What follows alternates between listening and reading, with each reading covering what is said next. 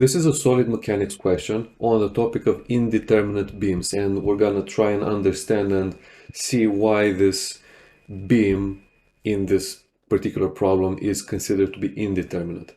Now, this is the kind of problem that you might get as an engineering student, whether you're doing civil, aerospace, mechanical engineering, and it's something that you could probably see in your first year or second year even sometimes. And if you'd like to see anything similar to this on the channel, or if you'd like to have a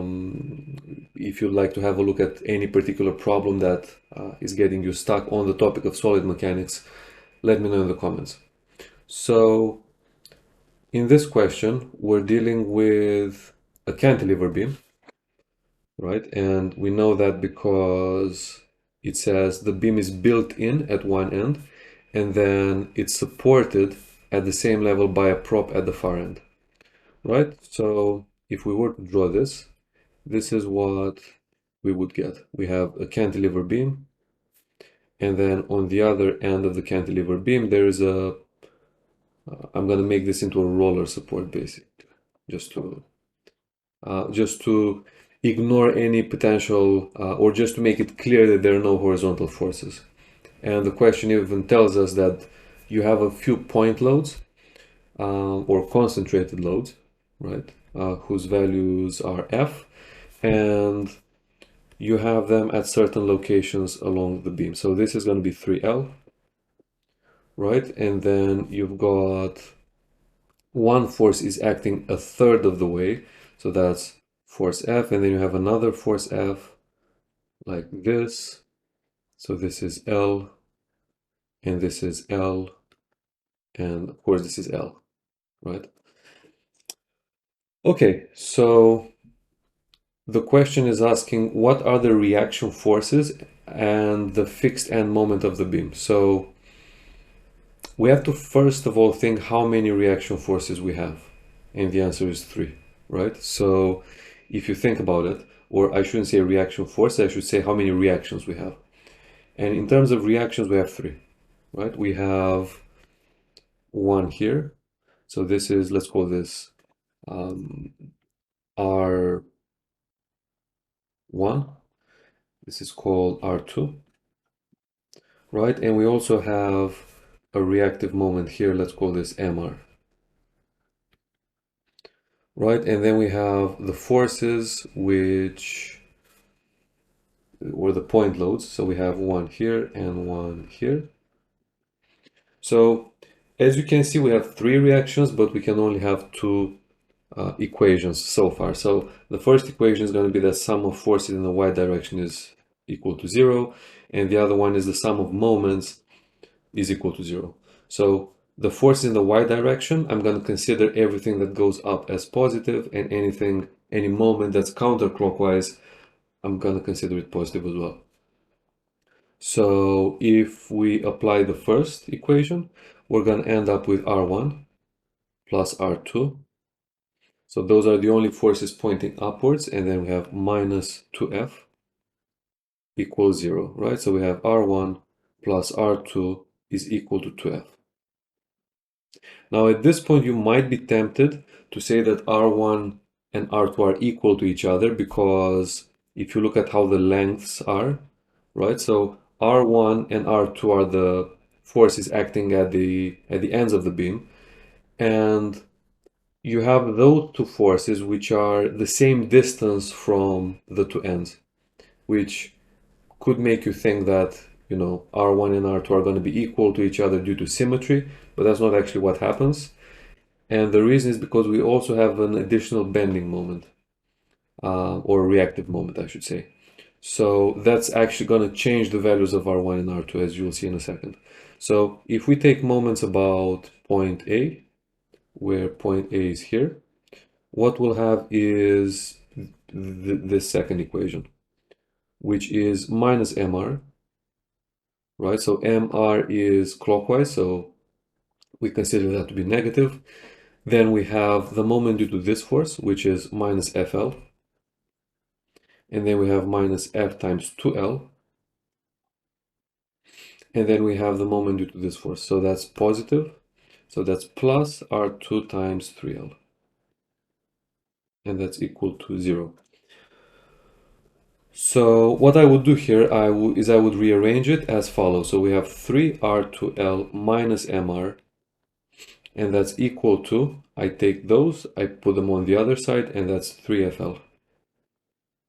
So that is the second equation. So we have equation 2, we have equation 1, and that's not actually enough because we have three unknowns. So R1, R2, and MR, only two equations, and we can't get any more equations for the equilibrium condition because there's nothing happening in the horizontal direction. So we have to use something else, and that something else has to do with the deflection of the beam, for which we need an expression first of all.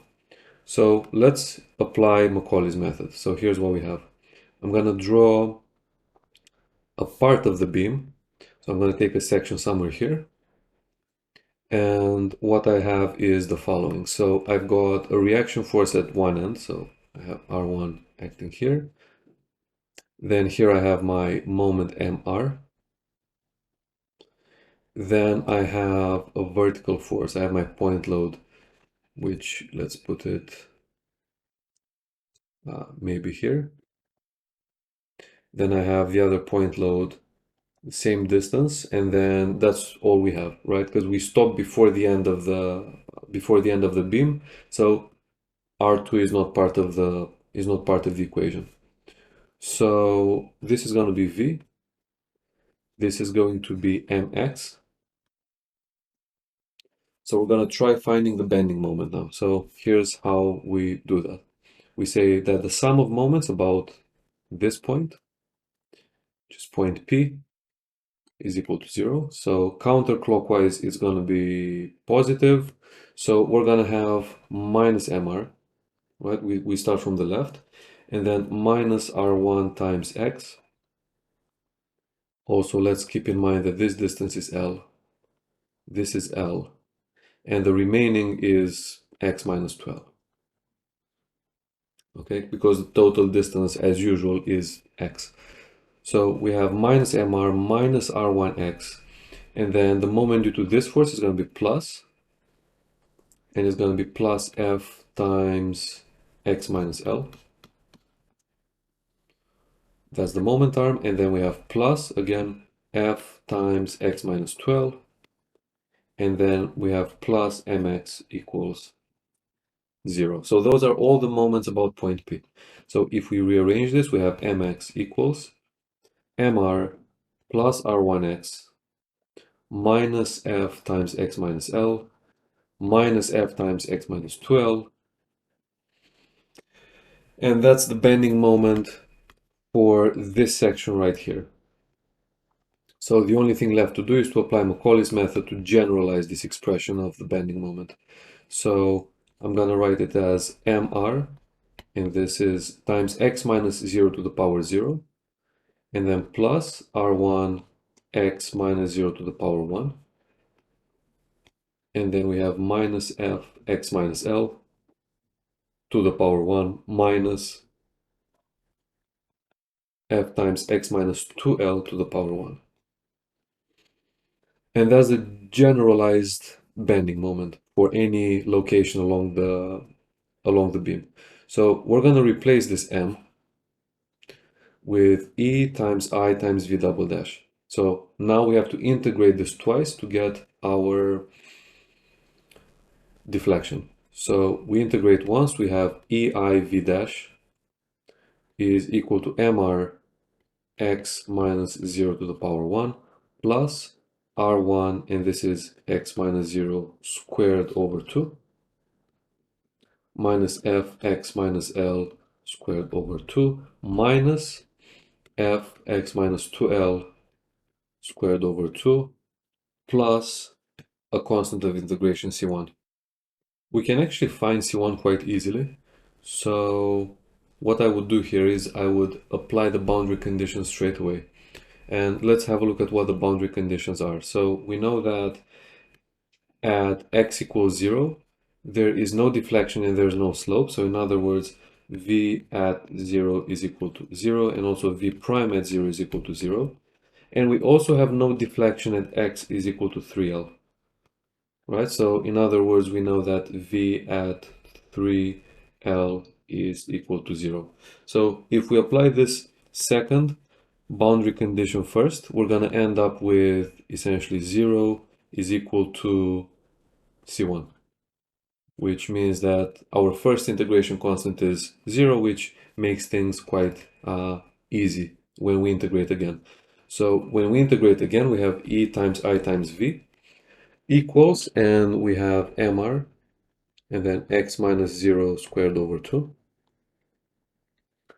plus, and then we have R1 x minus 0 cubed over 6, and then minus f x minus L, and this is going to be cubed over 6 again, minus f times x minus L, x minus 2L actually, cubed over 6, plus the new integration C2.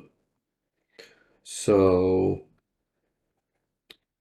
to find C2, I would apply the second, or actually, I would apply the first boundary condition. So that is V at 0 is equal to 0, which gives us 0 is equal to C2. So that makes things quite straightforward. So essentially, we can remove the C2 completely, and this is now the full expression for the deflection anywhere on the beam. So if we now use the third boundary condition, which is V of 3L is equal to 0, then we can find the third equation that will allow us to find all three unknowns, R1, R2, and MR.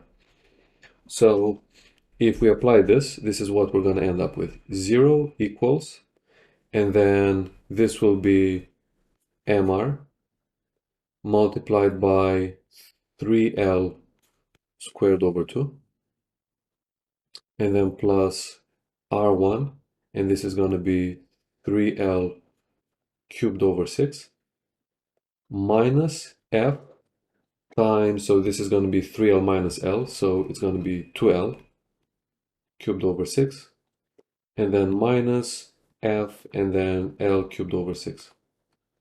So all we need to do now is just rearrange, separate the unknowns from what we know, and then this will give us our final equation that we were looking for. So this is going to be MR times, so we have 9L squared over 2, so times 9L squared over 2, and then plus,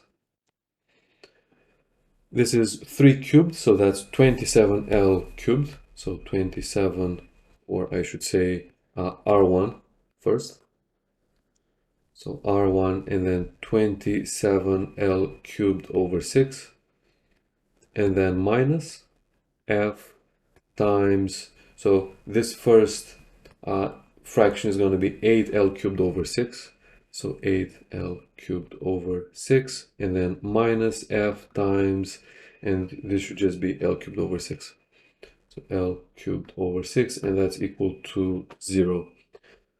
Okay, so now we can cancel out a couple of things. So this is going to be 27 by 6, so this should be, we can divide by 3, so it's going to be 9 and 2, which means MR, and then 9L squared over 2 plus R1 9L cubed over 2 minus, so this is F L cubed over 6 times 8 plus 1, that's equal to 0, or we can also cancel out L squared from every term, and we have MR times 9 over 2 plus R1 9L over 2 equals FL over 6 times 9. Then if we multiply everything by 2, we can multiply everything by 2 over 9 to cancel out the 9's. So we have MR plus R1 times L equals, and this is going to be F times L times 1 over 3. So 9 over 6 times 2 over 9, we can cancel out this, cancel out the 2 and the 6, and you get 1/3. And this is the third expression, or the third equation that we were missing. So let's write everything once more. So we have the first equation was this, so R1 plus R2 is equal to 2F. Then we've got this, which is 3R2L minus MR is equal to 3FL. And then finally we have MR plus R1L equals FL times 1 over 3. So from those two, we can actually add them up to cancel MR. So we have plus, and we have 3R2L plus R1L is equal to FL times 3 plus a third. So 3 plus a third should be 10 over 3. And then we remove, we cancel out the L, and we end up with R1 plus 3R2 is equal to 10 thirds F. And then we have R1 plus R2 is equal to 2F. So if we subtract, if we do the top equation minus the second equation, we have nothing here. This is going to be 2R2, which is going to be 10 over 3 minus 2F. Or 2R2 is going to be equal to, if we amplify this with a 3, this should be 10 minus 6, so 4 thirds F. And then we can cancel out the 2's. And we end up with R2 equals 2F over 3. And this seems to be the first or the second reaction. That's the reaction acting at the simple support, right? So we've got 2F over 3, which is exactly what we obtained here. Now to find R1, it's pretty straightforward. We just have to look at this equation. So we have R1 equals 2F minus R2. So that's 2F minus 2F over 3. So that is essentially 4F over 3. Note that we're getting positive signs for both R1 and R2, which means that the fact that we assumed they are acting upwards is correct, which makes sense if you think about it. And finally, we have MR. So to find MR, you can use either this equation or the one above. I'm going to use this third equation. So we have MR and then plus R1L. So instead of R1, I'm going to write 4F over 3. So 4F over 3L, F over 3L, like this. And that is equal to FL times 1 over 3. So MR will be equal to FL times 1 over 3 minus 4F over 3L, which is FL over 3 times 1 minus 4, which is minus FL. So the question tells us that the answer is FL, right? But we got minus FL, which the magnitude is correct, but it only means that initially we assumed MR to be in the wrong direction. So we assume MR to be clockwise. All this means is that MR is actually acting counterclockwise with a magnitude of FL. And that's the end of the question.